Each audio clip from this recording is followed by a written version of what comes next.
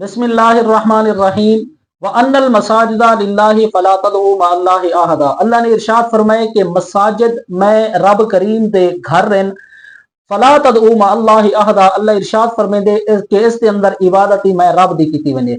اور نبی کریم صلی اللہ علیہ وسلم دے ارشاد ہے من بنا للہ مسجدا بن اللہ لہ بیتا فی الجنہ۔ آقا کریم علیہ الصلوۃ والسلام نے ارشاد فرمایا جے رب دی رضا دی خاطر اللہ دا گھر بنائے، اللہ جنت دے وچ اوندا گھر بنے سی۔ تو پتہ چلا کہ جیڑا بندہ مساجد بنے دے زمین دے اوتے، اللہ کریم جنت دے وچ اوندا گھر بنے سی۔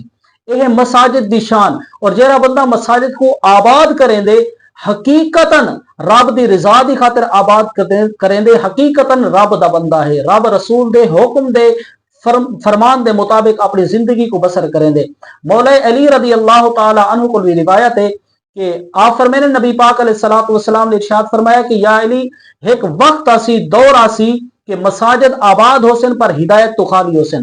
صحابہ نے پوچھا یا رسول اللہ صلی اللہ علیہ وسلم سمجھ نہیں آئی، آباد ہو سن ہدایت تو خالی کیویں ہو سن؟